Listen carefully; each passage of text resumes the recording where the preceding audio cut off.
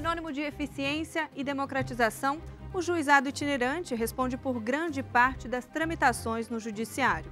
Não importa o meio de transporte usado, o fato é que uma equipe de pelo menos 6 pessoas simplifica as questões judiciais de comunidades, geralmente carentes, onde não há um fórum.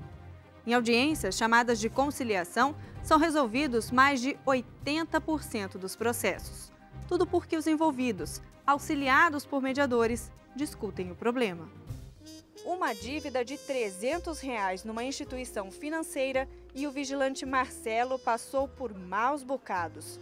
O nome ficou sujo na praça e ele sem acesso a crédito algum. Depois de um ano, conseguiu fechar acordo com o banco, mas o nome continuou sujo. Tinha terminado de acertar, ficou esse ano sem acertar. E quando eu acertei, parcelei, eles não quiseram tirar meu nome, paguei a primeira parcela, não tirou, a segunda não tirou e eu resolvi quitar o parcelamento. E quitei, demorou 30 dias, eles ainda não tinham tirado. E eu não consegui fazer financiamento nem nada. Marcelo não teve dúvidas. Disponível ali, pertinho de casa, no Recanto das Emas, procurou a ajuda da Justiça. E o que ele mais quer... Que resolva, né?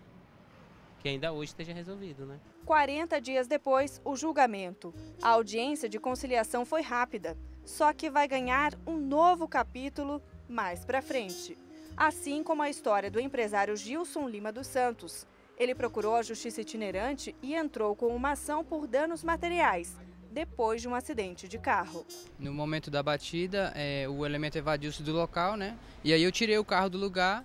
Quando eu parei o carro para ir até a pessoa que bateu no carro para tentar um acordo, conversar, como é o de praxe, né? A pessoa simplesmente arrancou. E aí um terceiro pegou e anotou a placa e me passou a placa e se propôs, inclusive, até a prestar depoimento a meu favor, se fosse o caso. Ao consultar o Detran, Gilson chegou a este agente operacional. Mas quando foi intimado, seu Raimundo não era mais o dono do carro. Chegou a intimação para mim, porque foi localizado quando o rapaz procurou a Justiça, foi localizado através do Detran. Mas eu já tinha transferido no cartório. Assim, sem o dono do carro que provocou o acidente, a busca de Gilson para repor as perdas com o conserto vai começar novamente. Nesse caso, ele vai ter que ajuizar uma nova ação para que o verdadeiro culpado, né, seja citado e compareça a uma nova audiência e possa reparar o dano causado ao veículo dele.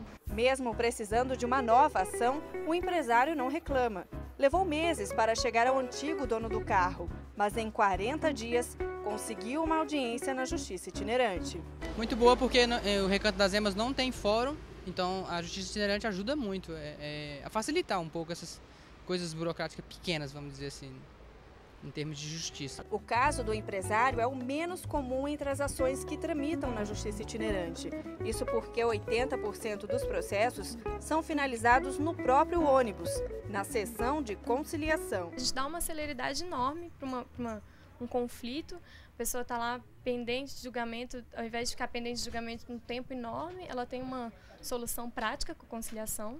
Então, acho que resolve mais rápido, é melhor para a Justiça, porque não fica tão abarrotado de processos. O juizado itinerante já é responsável por grande parte das tramitações no Judiciário. No Distrito Federal, por exemplo, de janeiro a agosto deste ano, 1.128 processos foram distribuídos. Deste total, 1.156 finalizados em sessões de conciliação e outros 94 nas audiências de instrução. Em 2009, foram 1.849 processos, finalizados em conciliação, mais de 1.600, e em instrução, 240. O mais importante, de todos os acordos, 80% foram cumpridos. O funcionamento do juizado itinerante é simples. Em 2 dias da semana, os conciliadores ficam à disposição da população para informações e fazem a chamada redução a termo, ou seja, o atendimento inicial, quando as pessoas contam seus problemas e são instruídas sobre a abertura da ação e os documentos necessários. Na quinta e sexta-feira, nós fizemos a redução a termo. Então, a gente fica aqui aberto para qualquer tipo de informação, nem sempre a gente sabe, mas a gente pelo menos encaminha a pessoa ao lugar correto. E o que a gente pode, o que é da nossa competência, a gente já reduz a termo. Em média, 30 dias depois, a equipe retorna para as sessões de conciliação. Se uma das partes não comparece... Depende por que ela não compareceu.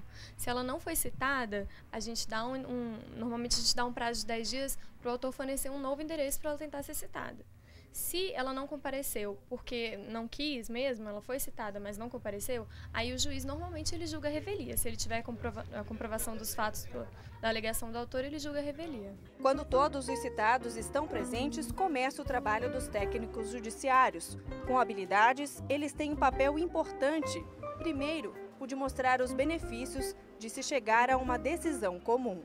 Fundamental para conciliar partes, para mim, no meu ponto de vista, é você tentar entrar num consenso onde o acordo que será feito entre as partes seja bom para ambas as partes, né? E aí haverá a necessidade de uma renúncia do que está sendo pleiteado de ambas as partes. Acalmar os ânimos, geralmente exaltados, também é necessário. E quando a discussão é muito forte, só mesmo pulso firme para colocar ordem na pequena sala. Olha, por favor, pelo meus anos já está muito tumultuado, mas olha, vai ter motivo para vocês estarem brigando uma com a outra. Por favor, eu vou ter que chamar o policial para conter a senhora. Quando o juiz pedir para a senhora falar, vocês vão falar. E se mesmo depois de um longo debate, o acordo não sai, o que acontece? Não há outra saída senão encaminhar o processo para a audiência de instrução e julgamento. Na sala ao lado, um juiz está pronto para ouvir, intermediar e passar a sentença. Lembra do vigilante Marcelo do início da matéria?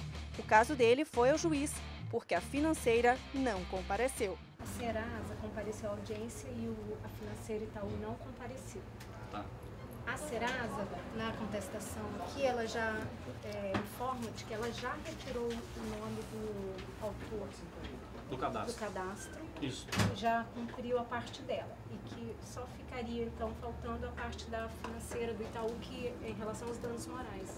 Ficou bom, o SPC compareceu, a gente acertou, ele já retirou meu nome e o Itaú ele não compareceu na audiência e o juiz já daqui 2 dias vai dar a sentença. Nós esclarecemos para a população o seguinte, é melhor fazer um acordo, que no acordo você pode parcelar o débito, se numa ação de cobrança, você tem um prazo, você tem todas as possibilidades. Ao passo que se for para instrução, no caso de uma ação de cobrança, a pessoa tem que pagar 15 dias após o trânsito em julgado, senão já incide aquela multa de 10% do 475J do CPC, e daí vai o processo de execução, penhora, bacenjude e tudo. Então é muito melhor, a gente esclarece para a população, fazer um acordo.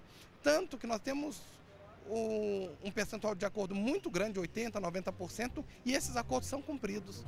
No próximo bloco, mediação de conflitos, a atuação do juiz quando a falta de acordo dá o tom às audiências. Quais as técnicas usadas para quebrar a resistência dos envolvidos no processo e chegar a um resultado amigável do conflito?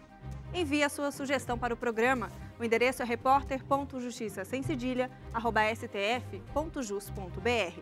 A gente volta em instantes.